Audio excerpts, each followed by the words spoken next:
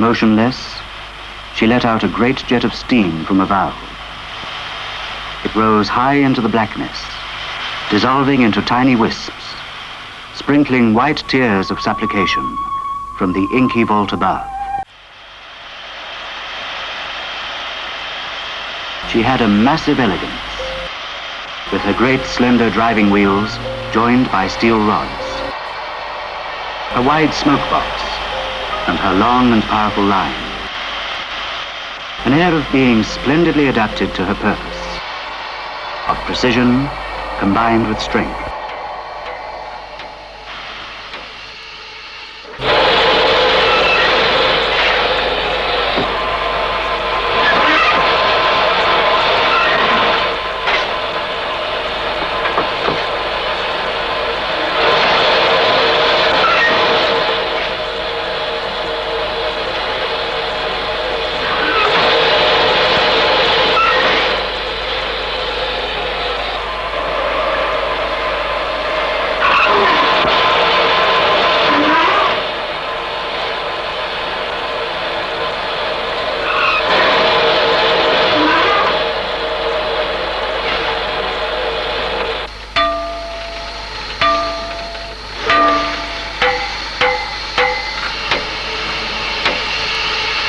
Jacques carefully inspected every part of the works in an effort to discover why she had consumed even more oil than usual that morning. But he could find nothing wrong. She was all spick and span, with a shining cleanliness that revealed her driver's loving care.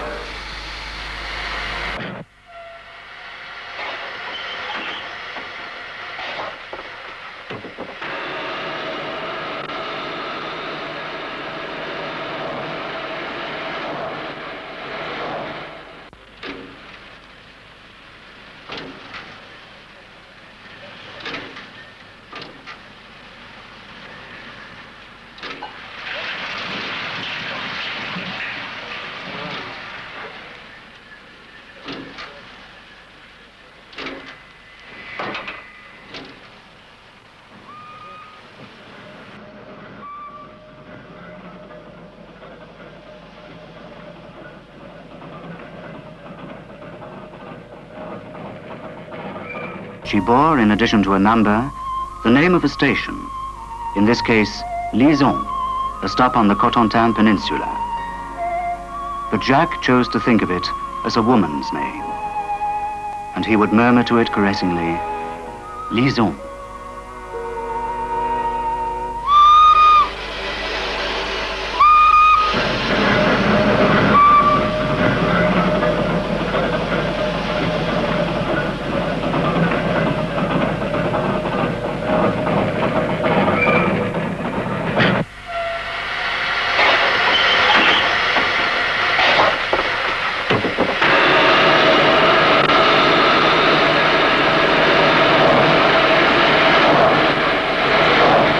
In the 4 years that he had driven her, he had come to love his engine. He'd driven others, docile ones and stubborn ones, brave ones and idle ones. Each had its own character, and some weren't worth much, just as some women weren't. And if he loved his Liaison, it was because she had the rare qualities of a really good woman. She was gentle, obedient, a good starter, and a splendid runner.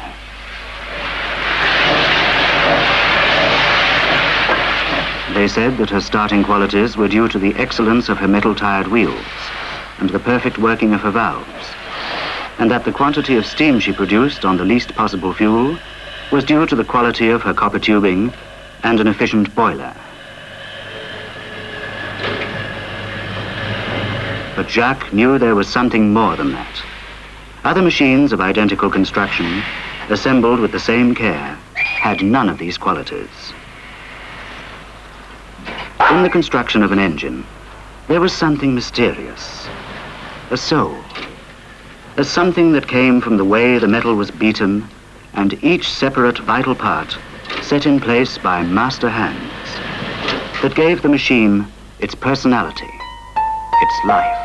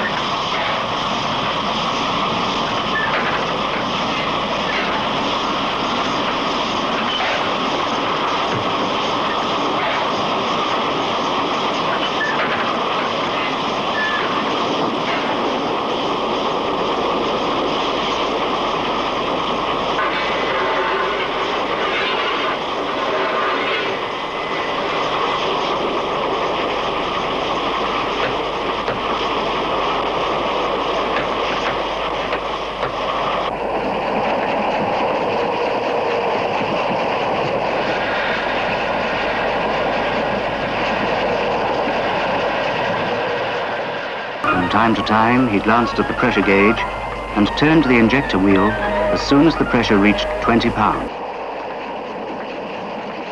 Constantly, his eyes returned to the track, alert to the smallest detail, oblivious to everything else, even to the wind, which was blowing at gale force.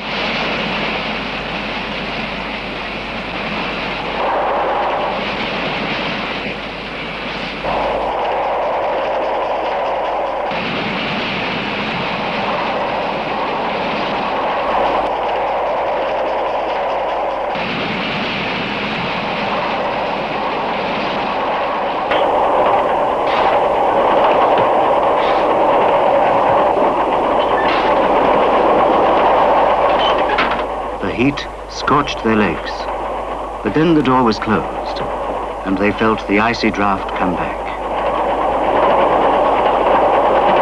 Normally, the two men got on well on their long journeys together, from one end of the line to the other, standing silently on the shaking footplate, united by the same duties and the same risks.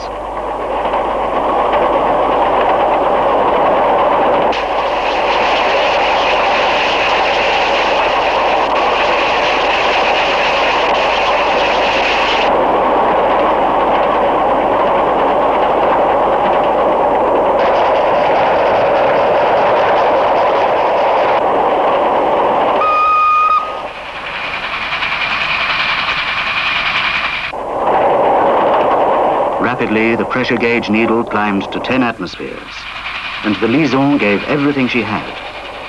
At one moment, seeing that the water level was falling, the driver spun the wheel of the injector, although it would reduce the pressure. The liaison panted and roared like an overworked animal, jumping and heaving as though her joints would crack.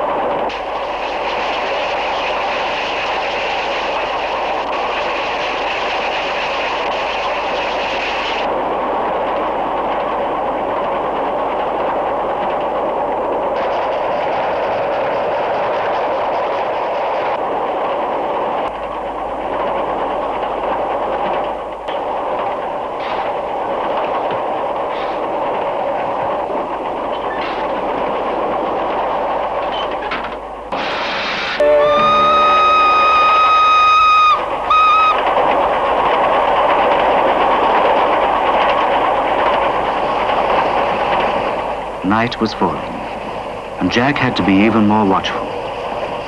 He had rarely known Liaison so cooperative. She was his. He was riding her with the unchallenged power of a master. Trains came and went ceaselessly on the inextricable tangle of rails. On all sides, one by one, red, green, yellow, white lights appeared, merging in confusion in the darkness.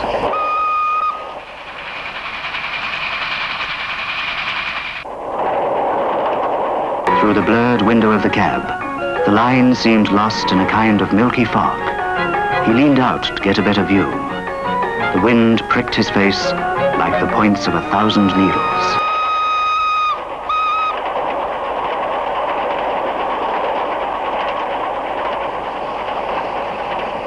It seemed that everything would shake apart, and everything passed by, skimmed by, swept aside in the same gentle motion, vague and ill-defined in the gathering gloom.